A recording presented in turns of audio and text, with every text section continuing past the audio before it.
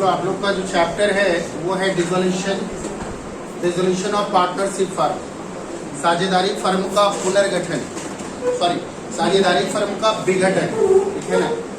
और साझेदारी फर्म का विघटन और साझेदारी फर्म का पुनर्गठन में क्या अंतर है, ठीक है। ये दोनों एक अलग अलग मैटर है। पुनर्गठन मीन्स रिकंस्टिट्यूशन और विघटन का मतलब डिसोल्यूशन। पुनर्गठन का मतलब होता है साझेदारी व्यापार में साझेदारों के बीच प्रॉफिट शेयरिंग रेशियो का चेंज होना। ऐसा कोई भी सिचुएशन, ऐसी कोई भी परिस्थिति जिसमें साझेदारों के बीच प्रॉफिट शेयरिंग रेशियो चेंज हो जाए और बिजनेस चलता रहे। जैसे बिजनेस चल रहा था ऑलरेडी, तो बिजनेस चालू रहे, व्यवसाय चालू रहे और सिर्फ साझेदारों के बीच उसका प्रॉफिट शेयरिंग रेशियो चेंज हो जाए।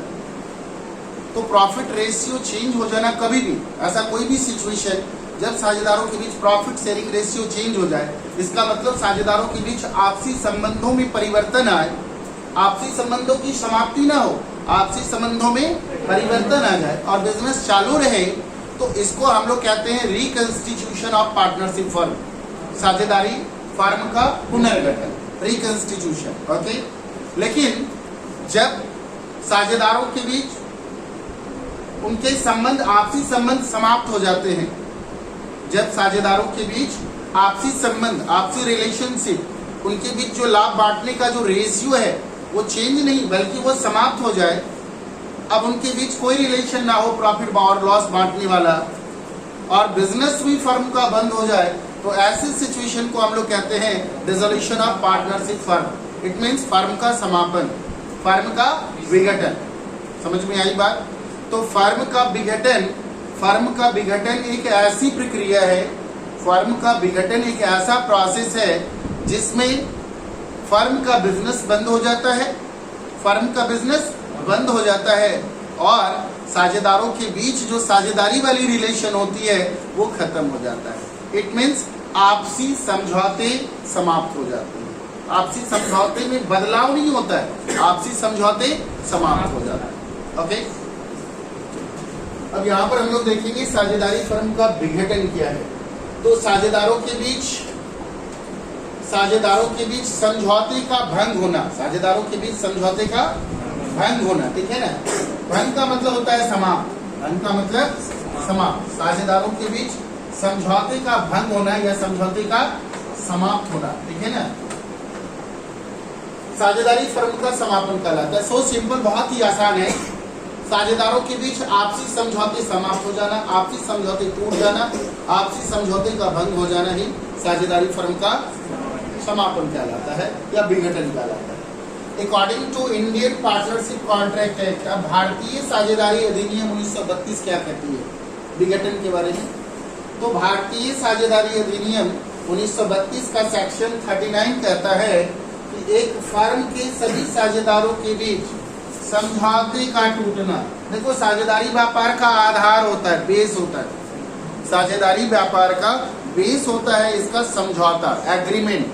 और जब एग्रीमेंट ही ना रहे साझेदारों के बीच, तो किस बात की साझेदारी? क्या साझेदारों के बीच कोई एग्रीमेंट ही ना हो, एग्रीमेंट खत्म हो जाए, बिजनेस चलाने वाली जो एग्रीमेंट थी वो ही टूट जाए, तो किस बात की साझेदारी? तो according to Indian partnership contract act 1932 का सेक्शन 39 क्या कहता है कि एक फर्म के सभी साझेदारों के बीच समझौते का टूटना, समझौता खत्म, समाप्त, फर्म का विघटन कहलाता है, okay. The dissolution of partnership between all partner, यानी सभी साझेदारों के बीच साझेदारी का टूटना या समझौते का टूटना ही क्या कहलाता है? Dissolution of partnership, okay. बहुत सिंपल सा वर्ड है। साझेदारी फर्म समाप्त हो जाना, साझेदारी फर्म का बिजनेस बंद हो जाना, सारे पार्टनर अलग अलग हो जाना, ये साझेदारी फर्म का विघटन है। और लास्ट में कंक्लूजन देखेंगे हम लोग, साझेदारी फर्म का विघटन का कंक्लूजन क्या है। साझेदारी फर्म का विघटन या समापन एक ऐसा प्रक्रिया है, इसका मतलब समापन क्या है? एक प्रक्रिया है जिसमें फर्म के सभी साझेदारों के बीच आपसी संबंधों की समाप्ति हो जाती है। ये पॉइंट बहुत ही मोस्ट इंपॉर्टेंट है। साझेदारों के बीच आपसी संबंध अब बदलते नहीं है, अब टूट जाते हैं, समाप्त हो जाते हैं। और सबसे मोस्ट इंपॉर्टेंट तो यहाँ पर यह है कि फर्म का व्यवसाय भी बंद हो जाता है। यानी फर्म के विघटन का मतलब, फर्म के विघटन का मतलब, फर्म के विघटन का मतलब फर्म का बिजनेस बंद हो जाना, ठीक है ना।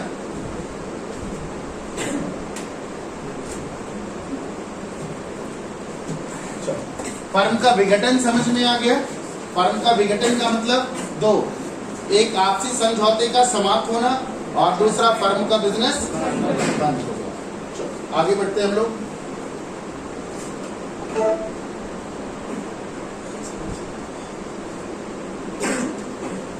चलो, साझेदारी फर्म के विघटन पर क्या होता है।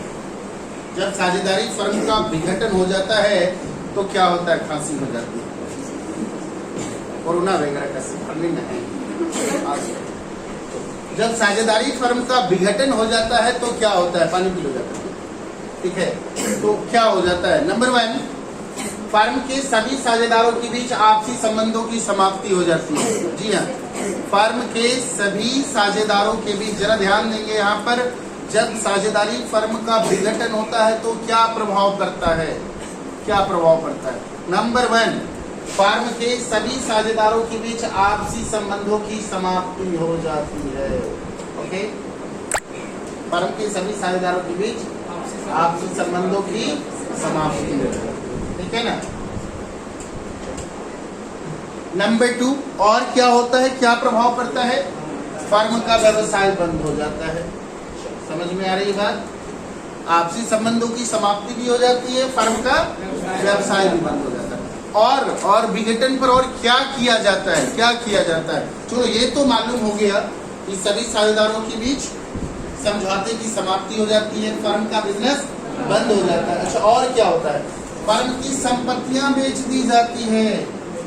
जी, फर्म की सभी संपत्तियां जो बेचने योग्य हो, जो बेचने योग्य हो, विक्रय योग्य हो, उन सारी संपत्तियों को बेच दिया जाता है, ठीक है। और बेचने से जो पैसा प्राप्त होता है, अमाउंट रिसीव्ड होता है, उससे बाहरी दायित्वों का भुगतान किया जाता है, एक्सटर्नल लायबिलिटीज का पेमेंट किया जाता है। चलो, फर्म की संपत्तियां बेच दी जाती है और संपत्तियों के विक्रय से जो धनराशि प्राप्त होती है उसे फर्म के बाह्य दायित्व, बाह्य दायित्व का मतलब समझ रहे हो जी, बाह्य दायित्व का मतलब हो गया एक्सटर्नल लायबिलिटी। ऐसा लायबिलिटीज जो फर्म के ओनर के अलावे, फर्म के मालिक के अलावे या साझेदारों के अलावे किसी दूसरे पर्सन को देना है, इसको हम लोग कहते हैं एक्सटर्नल लायबिलिटी, ठीक है ना। तो संपत्तियों को बेचने से जो अमाउंट प्राप्त होता है, वह अमाउंट से सबसे पहले एक्सटर्नल लायबिलिटीज का पेमेंट किया जाता है, बाहरी दायित्वों का भुगतान किया जाता है, जैसे sundry creditors, bills payable, bank loan, mortgage loan, outstanding wages या आउटस्टैंडिंग एक्सपेंसेस, ये सब एक्सटर्नल, वाइफ लोन, पार्टनर की पत्नी का ऋण, ये सब एक्सटर्नल लायबिलिटीज है, बाहरी दायित्व है, और पहले इन लायबिलिटीज का पेमेंट किया जाता है, ठीक है। तो फर्म के विघटन पर क्या किया जाता है, फर्म की संपत्तियां बेच दी जाती है। संपत्तियों को बेचने से जो अमाउंट प्राप्त होता है, फर्म की संपत्तियों को बेचने से जो अमाउंट प्राप्त होता है, उससे बाहरी लायबिलिटीज का पहले पेमेंट किया जाता है, ठीक है ना। फर्स्ट नंबर समझ में आ गया, second, third, fourth, fifth number में आ जाए, संपत्तियां बेच दी जाती है, लायबिलिटीज का पेमेंट कर दिया जाता है। अब पार्टनर जो आपस में हैं, उन लोगों के बीच आपसी हिसाब किताब होता है। एसेट सारा बिक गया, लायबिलिटीज का भी पेमेंट हो गया, तो अब जो पार्टनर का इंटरनल लायबिलिटीज है, पार्टनर का जो कैपिटल लगा हुआ है, पार्टनर का प्रॉफिट में हिस्सा है, तो जो इंटरनल लायबिलिटीज, इसको हम लोग कहते हैं इंटरनल लायबिलिटीज। फर्म के साझेदारों का फर्म के ऊपर जो अमाउंट ड्यूज है, फर्म के अंदर जो लगा हुआ है, उसको हम लोग क्या बोलेंगे, इंटरनल लायबिलिटी, आंतरिक दायित्व। तो अब फर्म के जितने भी साझेदार हैं, उनके बीच आपसी हिसाब किताब होते हैं, आपस में इंटरनल हिसाब किताब होते हैं, और जिस पार्टनर का फर्म के ऊपर जितना ड्यूज निकलता है, फर्म उस पार्टनर को उतना पेमेंट करती है। या फिर फर्म का यदि किसी पार्टनर के ऊपर ड्यूज निकलेगा, तो वो पार्टनर उतना घर से लेकर आएगा और फर्म को पेमेंट करेगा, ठीक है ना। इसको हम लोग कहते हैं इंटरनल हिसाब किताब। यानी साझेदारों के बीच आपसी हिसाब किताब। तो 5th नंबर में है कि साझेदारों के बीच उससे पहले साझेदारों के व्यक्तिगत ऋणों का भुगतान किया जाता है। यदि कोई पार्टनर इंडिविजुअल लोन दे रखा है, यदि फर्म का ही साझेदार फर्म को कर्ज दे रखा है, तो पहले इस कर्ज का पेमेंट होगा। सबसे पहले किसका पेमेंट होगा जी, एक्सटर्नल लायबिलिटीज। उसके बाद किसका पेमेंट होगा जी, इंडिविजुअल लोन। यदि किसी पार्टनर का ऋण है, यदि किसी पार्टनर का फर्म के ऊपर ऋण है, तो ऐसी ऋण का पेमेंट होगा। और तब लास्ट में जाकर के क्या होगा, साझेदारों के बीच आपसी हिसाब करके उसके पूंजी शेष यानी कैपिटल बैलेंस को क्या किया जाता है, लौटा दिया जाता है। ठीक है, पार्टनर के ऊपर निकलेगा तो पार्टनर ला करके फर्म को देगा, फर्म के ऊपर पार्टनर का अमाउंट निकलेगा तो फर्म पेमेंट करेंगे पार्टनर। ठीक है, और सबसे ध्यान देने योग्य बात यह है कि हम लोग डिसोल्यूशन 1 पढ़ रहे हैं, और डिसोल्यूशन 1 में सभी साझेदार सॉल्वेंट होते हैं। क्या होते हैं, सॉल्वेंट होते हैं। सॉल्वेंट का मतलब शोध क्षम्य होते हैं और अपने अपने कैपिटल लॉस को, पूंजी की हानि को सहन करने की स्थिति में होते हैं, इसलिए वो घर से लेकर आते हैं। अभी जो हम लोग चैप्टर पढ़ रहे हैं वो है पार्टनरशिप का डिसोल्यूशन, और डिसोल्यूशन में D1 है, डिसोल्यूशन 1 है। और डिसोल्यूशन 1 में सारे साझेदार सॉल्वेंट होते हैं, शोध क्षम्य होते हैं, दिवालिया नहीं होते, और सभी साझेदार अपने अपने कैपिटल लॉस को घर से लाने की स्थिति में होते हैं। बट आप जब डिसोल्यूशन 2 पढ़ोगे, इसका सेकंड पार्ट, ठीक है, उसमें कोई एक साझेदार, कोई दो, या तो फर्म के सभी साझेदार दिवालिया हो जाते हैं, और दिवालिया व्यक्ति अपने कैपिटल लॉस को लाने की स्थिति में नहीं होता, और उसका कैपिटल लॉस सहन करता है कौन, जो सॉल्वेंट पार्टनर है वो। तो ये जो हमने अभी केस बताया, ये डिसोल्यूशन 2 की बात है। अभी हम लोग नॉर्मल क्वेश्चन पढ़ रहे हैं, नॉर्मल चैप्टर पढ़ रहे हैं डिसोल्यूशन 1, और इसमें सारे साझेदार सॉल्वेंट होते हैं, शोध क्षम्य होते हैं, और अपने लॉस को सहन करने लायक होते हैं। तो साझेदारी फर्म के विघटन पर क्या क्या होता है समझ में आ गया। साझेदारी फर्म के विघटन पर आपसी संबंधों की समाप्ति हो जाती है, फर्म का बिजनेस बंद हो जाता है, फर्म की सारी संपत्तियां बेच दी जाती है। संपत्तियों को बेचने से जो अमाउंट प्राप्त होता है उससे सबसे पहले एक्सटर्नल लायबिलिटीज का पेमेंट होता है, फिर पार्टनर्स लोन का पेमेंट होता है, फिर उसके बाद इंटरनल हिसाब किताब करके पार्टनर का पूंजी और प्रॉफिट वगैरह ये लौटा दिया जाता है। ठीक है, आगे बढ़े हम लोग।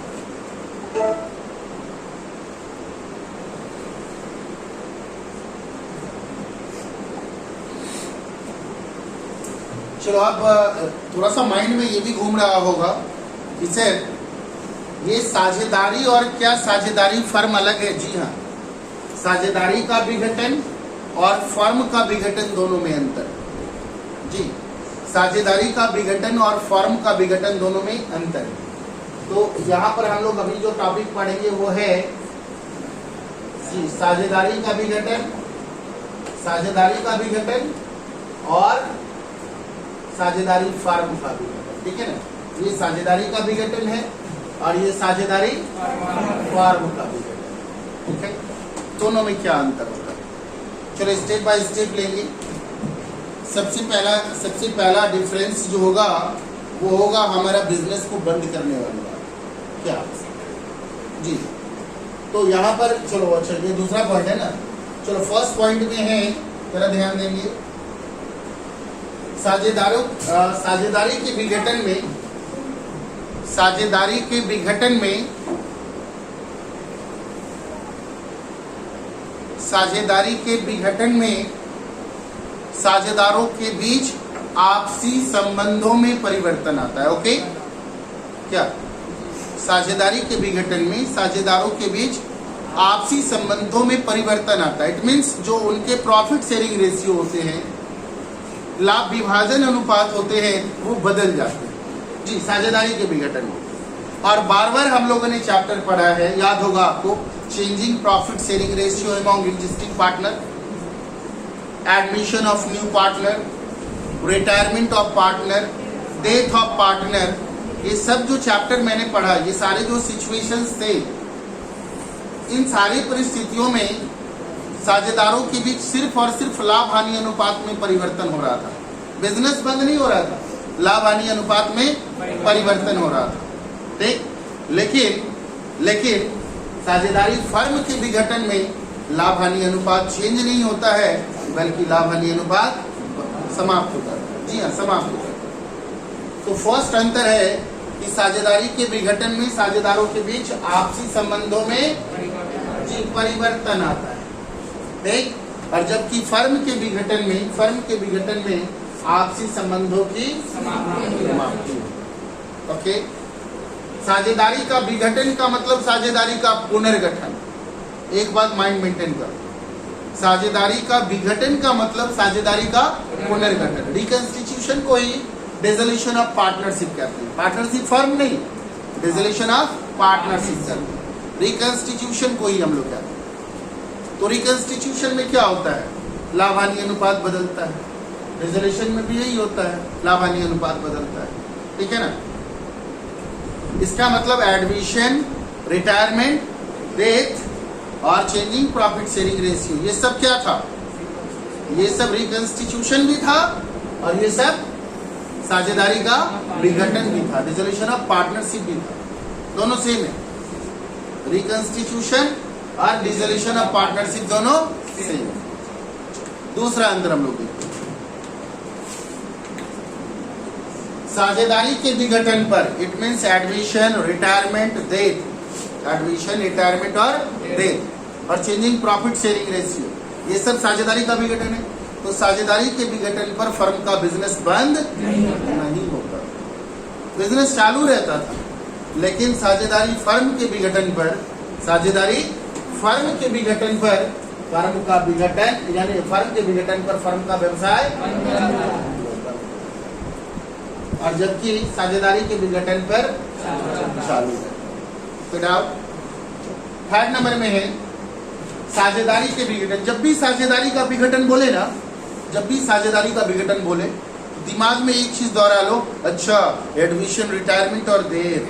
जी हाँ, साझेदारी का विघटन बोले तो दिमाग में ये बात एडजस्ट कर लो कि अच्छा सर एडमिशन, रिटायरमेंट और डेथ के बारे में बोलना है। Admission of new partner, retirement of partner, death of partner, changing profit sharing ratio among existing partner, इस सब के बारे में सर बोलना है जी साझेदारी के विघटन में। ठीक है, तो खुद ब खुद अंतर निकलता चला जाएगा। चलो, साझेदारी के विघटन पर यहाँ देखो, साझेदारी के विघटन पर संपत्तियों तथा दायित्वों का रिवैल्यूएशन किया जाता है। याद है एडमिशन चैप्टर में, रिटायरमेंट चैप्टर में, डेथ चैप्टर में हम लोगों ने क्या किया था, एसेट्स और लायबिलिटीज का रिवैल्यूएशन किया था, पुनर्मूल्यांकन किया था।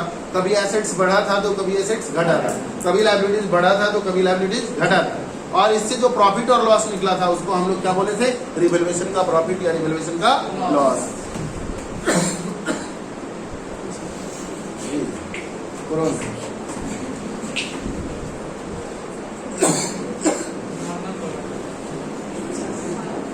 तो ये तो समझ में आ गया, साझेदारी के विघटन पर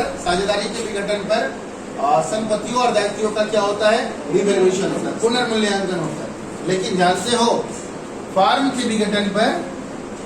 विघटन पर संपत्तियों और दायित्वों का पुनर्मूल्यांकन नहीं होता है, फिर से मूल्यांकन नहीं होता है, बल्कि संपत्तियों को बेच दिया जाता है और जो अमाउंट आता है उससे लायबिलिटीज का पेमेंट किया जाता है। इसका कोई रिवैल्यूएशन नहीं किया जाता है। ओके, नेक्स्ट है फोर्थ नंबर में, साझेदारी का विघटन एक इंटरनल प्रोसेस है। साझेदारी का विघटन एक आंतरिक प्रक्रिया है। जी हाँ, अर्थात इसकी जानकारी सिर्फ फर्म के साझेदारों को ही होती है। एडमिशन, रिटायरमेंट, डेथ, ठीक है, या चेंजिंग प्रॉफिट शेयरिंग रेशियो, ये फर्म के अंदर ही होता है, ये फर्म के अंदर ही होता है, फर्म के ही साझेदारों को मालूम होता है और साझेदार ही इसका डिसीजन लेता है। इसलिए इसको इंटरनल, घर के झगड़े अंदर की बात है, और बाहर वाले किसी से होगा तो फिर एक्सटर्नल वाली बात हो जाएगा। तो साझेदारी का विघटन समझो घर का झगड़ा, घर का मनमुटाव, ठीक है ना, इसको बोलते हैं साझेदारी का विघटन। यानी साझेदारी का विघटन एक आंतरिक प्रक्रिया है, ठीक है ना, अर्थात इसकी जानकारी सिर्फ फर्म के साझेदारों को होती है। लेकिन जब घर में आग लग जाए तो अगल बगल वाले भी परेशान हो जाते हैं। बात समझ में आ रहा है ना, इसका मतलब घर स्वाहा हो रहा है और बाहर वाले लोगों को भी डर होता है, वो भी जाते हैं बाल्टी लेकर के पानी बुझाने के लिए। तो फर्म का विघटन आंतरिक प्रक्रिया नहीं है जी, फर्म का विघटन समझो कि घर में आग लग गया, समाप्त हो रहा है। तो फर्म का विघटन बाह्य प्रक्रिया है, बाहरी प्रक्रिया है। इसकी जानकारी फर्म के साझेदारों के अलावा बाहरी पक्षकारों को भी होता है, जबकि साझेदारी के विघटन की जो प्रक्रिया है वो सिर्फ अंदर के लोगों को ही पता होगा। चलो, ये समझ में आ गया। आगे बढ़ते हैं हम लोग। साझेदारी का जो विघटन है फर्म के जीवन काल में बार बार होता है। बार बार किसी नए साझेदार का प्रवेश होगा, बार बार साझेदार रिटायर करेंगे, बार बार साझेदार मरेंगे। आपको सर एक ही साझेदार बार बार थोड़ी मरेगा, इसलिए मैं एक ही साझेदार की बात नहीं कर रहा हूँ। अब जैसे मान लो कि ए बी सी साझेदार है, ए बी और सी साझेदार, डी नया साझेदार आया, चलो अब ए बी सी डी हो गया, ठीक है। डी नया साझेदार आया, हो गया ना, एडमिशन हुआ। अब सी जो है रिटायर कर गया, सी रिटायर कर गया, एडमिशन भी हुआ, रिटायरमेंट भी हुआ। कुछ दिनों के बाद ए मर गया, ए मर गया, सी भी रिटायर कर गया। अब बचा कौन? बी और डी। और बी और डी के फिर कुछ दिन के बाद एफ एक नया साझेदार आ गया, एफ एक नया साझेदार आ गया। तो क्या साझेदारी का प्रवेश बार बार हुआ कि नहीं हुआ? 2 बार साझेदार आया। फिर उसके बाद बी रिटायर कर गया, कुछ भी हो सकता है, ठीक है। तो साझेदारी का विघटन इट मीन्स साझेदारी के जीवन काल में एडमिशन, रिटायरमेंट, डेथ और चेंजिंग प्रॉफिट शेयरिंग रेशियो बार बार होता है जी, बार बार होता है। लेकिन फर्म का विघटन जो है, फर्म की समाप्ति एक ही बार होती है। फर्म की समाप्ति एक ही बार होती है फर्म के जीवन काल में। क्या कर रहा है? चलो नेक्स्ट है, साझेदारी के विघटन में न्यायालय का हस्तक्षेप नहीं होता है। जी हाँ, एडमिशन में, रिटायरमेंट में, डेथ में या फिर चेंजिंग प्रॉफिट शेयरिंग रेशियो में कोर्ट इंटरफेयर नहीं करती है जी। कोर्ट नहीं कहती है कि फलाना साझेदार को ले लो नहीं तो बिजनेस बंद कर दो। कोर्ट ये नहीं कहती है कि फलाना को रिटायर कर दो नहीं तो बिजनेस बंद कर दो, ठीक है ना। कोर्ट ये नहीं करती है कि चिलाना को मार दो या डिमाका को मार दो नहीं तो बिजनेस बंद कर लो, ऐसा नहीं होता। तो changing profit sharing ratio, admission, retirement, death, इन सारे प्रोसेस को हम लोग कहते हैं डिसोल्यूशन ऑफ पार्टनरशिप, और इसमें कोर्ट का कोई हस्तक्षेप नहीं होता। लेकिन फर्म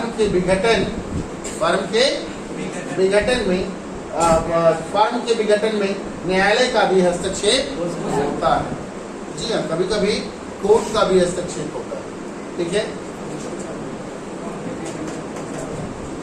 चलो, साझेदारी का विघटन ऐच्छिक है, वॉलेंट्री है जी। साझेदारी का विघटन सभी साझेदारों की इच्छा पर डिपेंड करता है। कोई साझेदार आए, कोई साझेदार जाए, लाभ हानि अनुपात में परिवर्तन हो, वो इसकी इच्छा पर डिपेंड करता है। लेकिन जानते हो फर्म का विघटन ऐच्छिक भी है, मतलब साझेदारों के बीच समझौते के द्वारा भी फर्म का विघटन हो सकता है। और कभी कभी ऐसी परिस्थिति उत्पन्न हो जाती है जो कोर्ट को भी इंटरफेयर करना पड़ता है कि चलो भाई फर्म को बंद करो, फर्म इलीगल है, इलीगल रूप से चल रही है, लगातार कई वर्षों से हानि हो रही है, चलो बंद करो, ठीक है। कोई साझेदार जानबूझ करके पार्टनरशिप डीड का उल्लंघन कर दे, बंद करो। कोई साझेदार दुराचरण हो, कोर्ट ऑर्डर देती है कि बंद करो, बंद करो। तो फर्म का विघटन ऐच्छिक भी हो सकता है और अनिवार्य भी हो सकता है, ठीक है ना। आगे बढ़ते हैं लोग।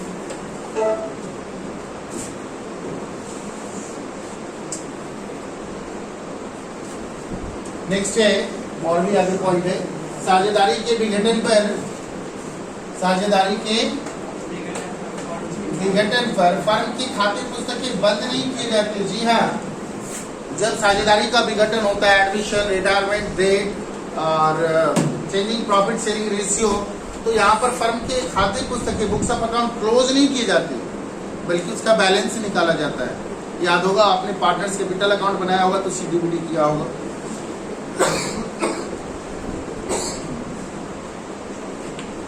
ठीक है ना। पार्टनर्स कैपिटल अकाउंट बनाया होगा तो सीडीबीडी किया होगा। लेकिन फर्म के विघटन पर नो सीडीबीडी। फर्म के विघटन पर जो भी फर्म का पार्टनर है उसको फाइनली पेमेंट कर दिया जाता है, अंतिम भुगतान करके बस खाते बंद कर दिए जाते हैं, सारे खाते बंद होते हैं, ठीक है ना। नेक्स्ट है आपका, साझेदारी के विघटन पर यह आवश्यक नहीं है कि फर्म का भी विघटन हो। जी हाँ, साझेदारी का जब विघटन होता है तो फर्म का विघटन नहीं होता है। लेकिन पता है, जब फर्म का विघटन होता है तो साझेदारी का विघटन अपने आप हो जाता है। जी हाँ, फर्म का विघटन हुआ तो साझेदारी का विघटन अपने आप, लेकिन साझेदारी का विघटन होगा तो फर्म का विघटन नहीं नेक्स्ट है साझेदारी के विघटन पर रिवैल्यूएशन अकाउंट तैयार किया जाता है। जी हाँ, जब भी साझेदारी का विघटन होता है, एडमिशन, रिटायरमेंट डेथ, तो हम लोग रिवैल्यूएशन अकाउंट तैयार करते हैं। लेकिन जब फर्म का विघटन होता है, नो रिवैल्यूएशन, हम लोग कौन सा अकाउंट तैयार करते हैं? रियलाइजेशन अकाउंट तैयार करते हैं। क्लियर? तो अभी तक आप लोगों ने पढ़ा साझेदारी फर्म का विघटन क्या होता है, साझेदारी फर्म के विघटन पर क्या होता है, ठीक है, और साझेदारी के विघटन और फर्म के विघटन में क्या है, ठीक है। अब आप पढ़ेंगे वह कौन कौन सा मेथड है, वह कौन कौन सी विधि या रीति है जब साझेदारी फर्म का विघटन हो जाता है। जी हाँ, जब साझेदारी फर्म का विघटन हो जाता है।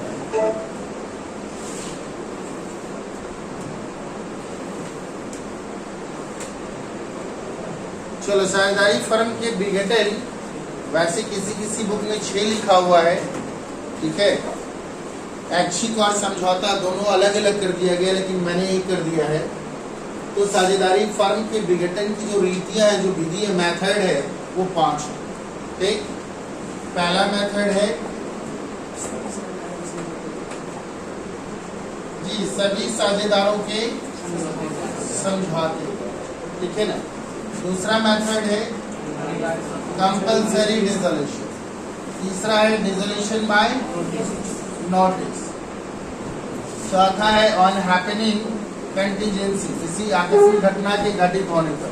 और पांचवा है डिसोल्यूशन बाय कोर्ट, न्यायालय के द्वारा समापन। चलो, ये सारी परिस्थितियां अलग अलग है। समझौते के द्वारा समापन, देखो, जब फर्म के सभी साझेदार आपस में मिलकर डिसीजन लेते हैं कि अब बिजनेस नहीं चलाना है, बिजनेस को बंद कर देना है, तो इस तरह की जो समाप्ति होती है, इसको हम लोग कहते हैं डिसोल्यूशन बाय एग्रीमेंट। जी, डिसोल्यूशन बाय एग्रीमेंट। ये सभी साझेदारों की इच्छा पर होता है फर्म का समापन, और सभी साझेदार आपस में सहमत होते हैं। सभी साझेदारों की कंसेंट ले ली जाती है, सहमति ले ली जाती है कि अब फर्म का बिजनेस चलाना नहीं है, क्लोज करना है, बंद करना है, तो इसको हम लोग कहते हैं dissolution by agreement. Okay. Number 2, compulsory dissolution. कुछ ऐसी परिस्थितियां उत्पन्न हो जाती है, कुछ ऐसे सिचुएशंस आ जाते हैं जब फर्म का बिजनेस बंद करना पड़ता है। जी हाँ, जब फर्म का बिजनेस बंद करना पड़ता है, और इसको हम लोग कहते हैं कंपल्सरी डिसोल्यूशन, अनिवार्य रूप से समापन। और जब अनिवार्य रूप से समापन कब होगा? जब सभी साझेदार या एक को छोड़कर सभी साझेदार दिवालिया हो जाए, या तो सारे साझेदार दिवालिया हो जाए, या फिर एक को छोड़कर सभी साझेदार दिवालिया। तो एक जो छूट गया तब तो वो एकाकी व्यापार हो गया, ठीक है ना।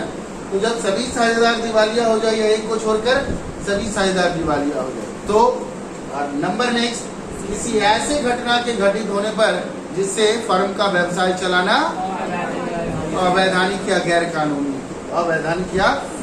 कानूनी हो, तो इसे हम लोग क्या कहेंगे? Compulsory dissolution. ठीक, याद रखेंगे ये 2 point. Number 3, dissolution by notice. Firm के कोई भी साझेदार अन्य सभी साझेदारों को फर्म के समापन की लिखित सूचना देकर फर्म को समाप्त करवा सकता है। लेकिन ऐसा तभी हो सकता है जब साझेदारी ऐच्छिक साझेदारी की स्थिति में ही कोई भी साझेदार डिसोल्यूशन का सूचना अन्य सभी साझेदारों को देकर फर्म का विघटन करवा सकता है। चलो, आते हैं नेक्स्ट। आकस्मिक घटना के घटित होने पर ऐसी कौन सी घटनाएं हैं